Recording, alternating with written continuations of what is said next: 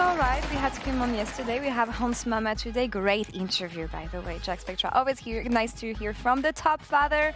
But as I said, Hans Mama is with us. Yay! Congrats! Yay. How do you feel?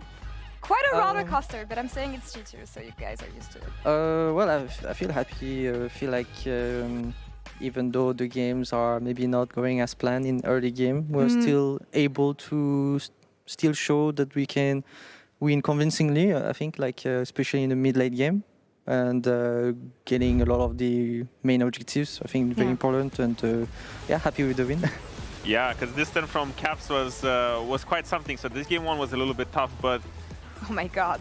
But then this happens, so you know. Happens, but how is your mental going into these games where maybe it's one of these games where Caps is having a little bit of an oopsie and you have to carry him? I mean, for sure. Yeah, there's a lot of action around me, so he felt a bit behind. But I feel like he's always having so much impact. Like especially like he's playing Danny, and he's really good at finding this engaged timing and just completely breaks the game. You know, even if you could see him having many deaths, I think he can still be as impactful. But yeah. We've been talking a lot about voice comms and everything today. How was Caps? How was the mood actually for all of you guys during game one when Caps was basically running it against Nuke, but then saved the day? I think we are all still proactive. Okay. Still playing the game that we know that we have to play, and planning stuff. Maybe Caps not able to like call as much in the early game because it's like a bit hard. But I think after that, the usual. But my question is, because now we saw BB having these funny comms, but Hans, you're one of those guys where I know how funny you can be. Oh, really? You're kind of just not showing it at all. So when are we going to get this Hans Mama pop-off reaction when you do a cool play in LEC? Because we really need you to show us. Do you do them in scrims still? I mean, I think I did some like after MSI some matches. If you see the voice comms, I was actually like not trolling a bit, but like having a lot of fun. And yeah, that's something that I learned. Yeah, I need to have a lot more fun playing the games and just like not taking it too seriously. Maybe I might it might sound troll the comms that I'm giving, but. Yeah, I think it's definitely good to have that for me. Unhinged Hans Sama, that's what I want. Who's the player who trolls the most actually in voicecom?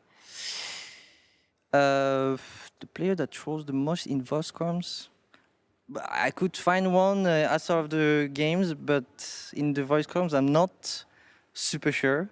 I think everyone is pretty much dead serious in the game. Oh, I'm sure. Yeah. But yeah. I think it's Hansama the troll actually, and we have a video to back this up. Shall we? Wait, do we? I'm the sacrifice pawn. Guys. Oh my god, the masochist. Oh, you ruined your KDA actually, today, by the way.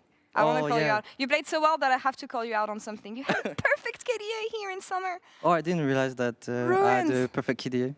Maybe if I realized it, I wouldn't get hooked on mid. I don't know if it was my first death or something. No, you had one death before the series, and you were. Oh, that was on Drake actually. Like when Jax killed me, I believe, or like Victor Jax killed me. Yeah, I mean, yeah, KDA is.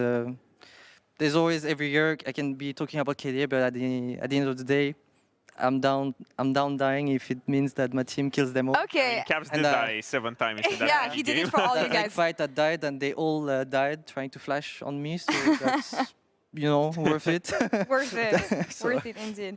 The Kia player of the series, getting the promotion, getting the raise. It's the CEO, of course. It is BrokenBlade.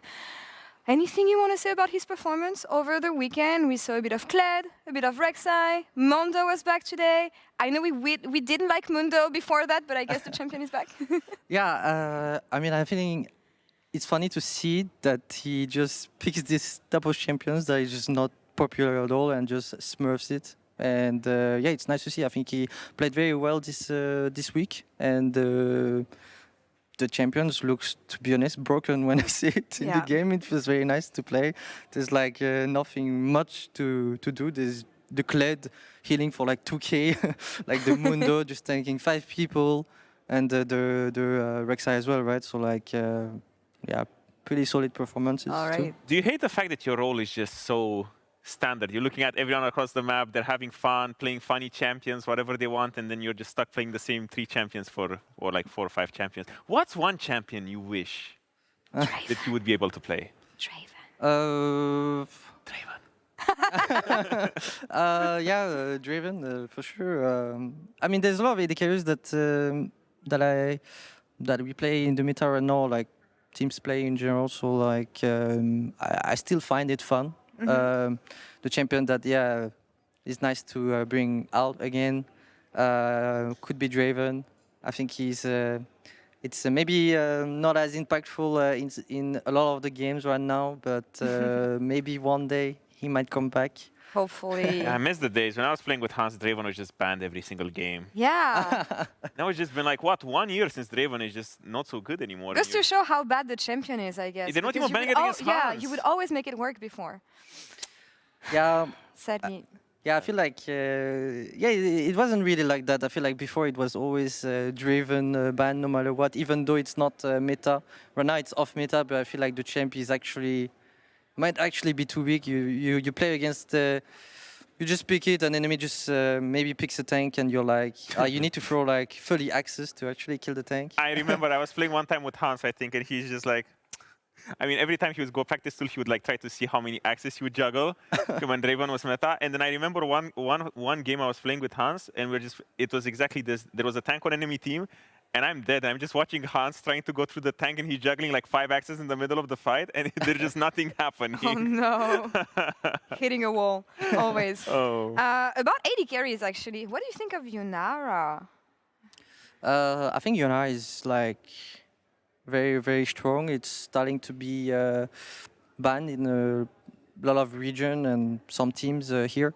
I don't think it's like 100% permaban yet. Maybe Varus is one of those. Varus. In the LEC, at least, Varus is the most banned champion we have. Yeah, in the beginning it wasn't as banned, but I think as people get better at the champ, it looks very, very strong every time I see this champ being played, and I think I would expect it just becoming a permaban. Because she just brings so much on the table, like she can be flexible in the draft as well. Question I have actually about Yunara, because on the first weeks, before the patch change, of course, there was this discussion around what is the best support to go with Yunara. Do you want to have Engage, or do you want to have an Enchanter alongside you? I think you can play a bit of like a lot of support, not like everything. It just depends on the draft, I guess. Okay. Like some supports need to be very careful about what support you pick. Some support might be useless in some draft. In some other draft, I think Yunara is very flexible with the support you can pick. Maybe 1 or 2 support is slightly better for the lane, but like I consider Yunara as being one of the AD carry that you can play a lot of support with. All right. Odo, quick take on the patch, actually, because we've seen a lot of new champions. We've talked about Wipo playing Singed in NA. Do you feel like we went into the deepest depth of what the meta can offer? Or anything you would want to pitch, actually? No, definitely not. I feel like I expected a little bit more changes coming into the patch. I feel like teams are still adapting a little bit slow, but we're still going to be staying on this patch for a little while. Yeah. It's just when you have such a slow or like such a quick turnaround from 1 week to another to learn the patch, most teams choose to stay with their old habits in that sense, because even though I feel like it was a big patch when it comes to the changes that's been happening, I feel like not much has changed. Varus is still banned, even though I feel like he got heavily nerfed. We haven't seen the Singed yet in EU. We saw BB innovate with the Rek'Sai, but honestly, bringing back the Rek'Sai, because that's so I feel like there's going to be quite a meta shift. I feel like in the coming weeks that teams are going to start figuring out and adapting a little bit more. Do you have anything exotic planned? Don't tell the champions or anything, but I just want to know if the G2 kitchen is cooking right now. I mean, there could be a few champs that we didn't show yet. I don't know if you're gonna have the chance. Okay. Gonna depends on how people draft. Okay. Rage, hoping for those exotic picks for G2. But it's been one hell of a week. A lot of things happened. So let's take a look at the standings to see where we end the week here. Starting off with Group A. KC are guaranteed to make it to playoffs, locking at least the second seed. For MCOI and Vitality, they're fighting for that last auto-advance spot. The other makes it to the crossplay decider to play against GX, or with GX rather. And as GX cannot get a higher than third seed, that is where they're gonna be and staying here. Navi, sadly, they are eliminated from contention, but we're still gonna see them playing for spoilers next week. Now, moving on to Group B, and what happened? G2 takes the first seed and locks into playoffs alongside Fnatic, who are locking for second this time. And Team Heretics, BDS, and SK are still fighting to stay alive and see who can make it to the crossplay decider. So everything is pretty much solved in Group A. What do we think of Group B? I'm honestly surprised G2 is doing so well because... Are you? Yeah, I feel like you guys had a tough year with, you know, the upset in winter, the upset in spring as well, you know, making 2 finals, not winning them, international heartbreak to some extent, where I felt like you guys have higher ambitions. So I really didn't expect them to come back and be so dominant, but it really feels like you guys have been cooking because it must have not been easy to deal with so much, you know, heartbreak, but yet rally back and just be so dominant because you guys didn't even lose a single best of 1 so far.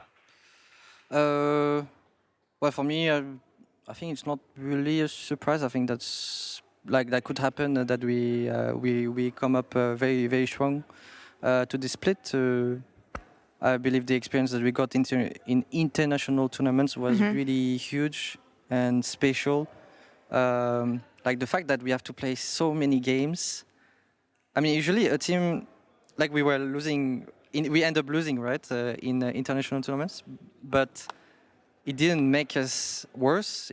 On the contrary, I feel like we learned way too much, and with that many games, that many experience, we knew actually what to focus on, and I think since then we just feel like we're a stronger team for sure. Like if we would play against ourselves in spring or like winter, I think we'll probably beat that old of us, you know, like.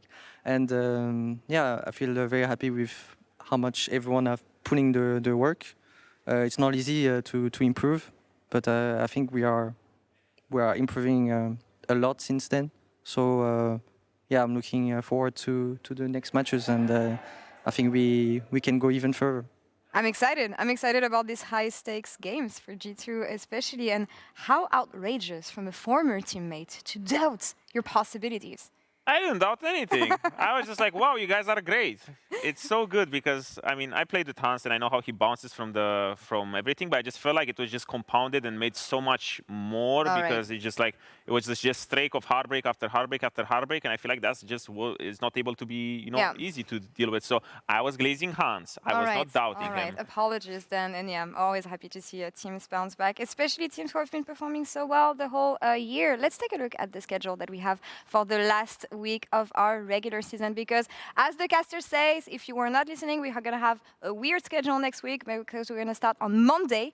Tuesdays are the days for LEC, and we're going to have SK versus G2 and BDS versus Team Heretics. Then on Tuesday, Vitality versus MCOI, followed by Navi versus GX. What do we think about next week, Odo? Ooh, it's going to be spicy. I was just a little bit bamboozled because that's BDS versus Team Heretics. But I do think it's going to shape up to be interesting. A lot of the playoff spots are locked, but now given seeding, it's going to have even higher impact.